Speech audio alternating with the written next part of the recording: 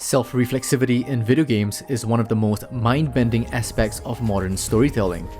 These games don't ask you to play, they ask you to question the very nature of your role and your understanding of the narrative itself. Today, we're diving into 10 games that break the fourth wall, challenge your decisions, and make you reconsider what it means to be in control of the story. Spoiler warning.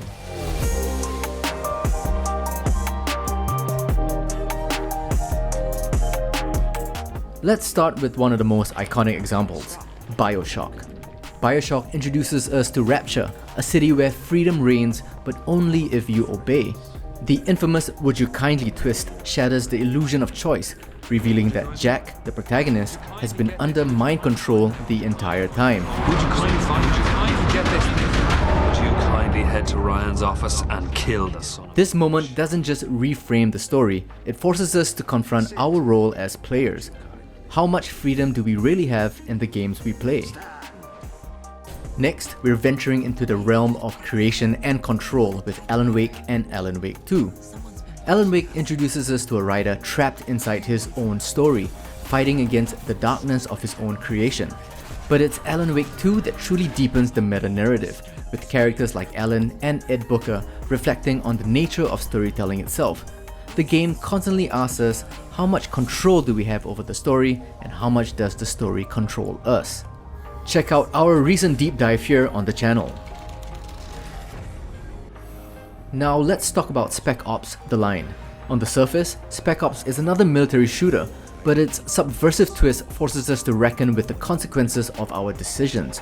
The game makes you question your role in violence, morality, and the blurred lines between hero and villain. It's a painful meditation on how players contribute to the very brutality they often condemn.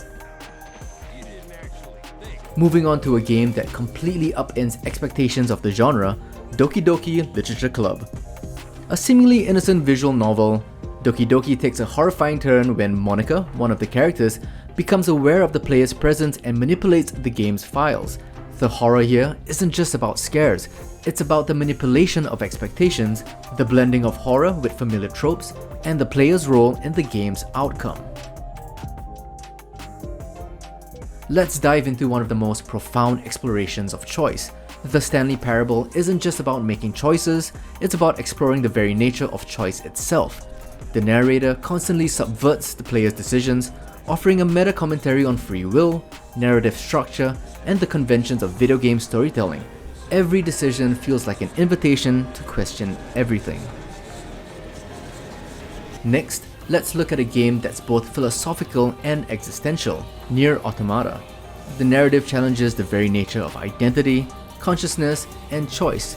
Through multiple playthroughs and endings, we see that our agency in this world is as fragile as the characters themselves. The game asks us, as players, to reflect on our own existence in a world where everything seems predestined. Next, a game that has become iconic for breaking the fourth wall, Portal 2. GLaDOS' witty remarks and constant meta commentary in Portal 2 turned the game into a hilarious and thought-provoking experience. From poking fun at your puzzle-solving habits to breaking the fourth wall entirely, this game invites players to reflect on the nature of the actions within the game, questioning how much of the story is just a performance. Inside is a game that'll make you question the entire world around you. In Inside, the player controls a seemingly innocent child trapped in a dark and oppressive world. But the game's shocking ending turns the player into a puppet master, raising unsettling questions about manipulation, control, and the ethics of the player's role. It's a disturbing reflection on the lack of agency and the consequences of our actions. Her Story invites players into a fragmented mystery, forcing them to take on the role of the storyteller. In the game, players piece together a mystery through fragmented police interviews, but what's really fascinating is the way it challenges the player to become the storyteller. As you search through clips, you're not just solving a case, you're constructing the narrative, grappling with the reliability of memory and questioning the nature of truth itself. And lastly, let's talk about Amnesia: The Dark Descent. Amnesia uses psychological horror and memory loss as meta tools to explore identity and agency. As the protagonist struggles to regain his memories, players are forced to question the reliability of their own perceptions, blurring the lines between reality and madness.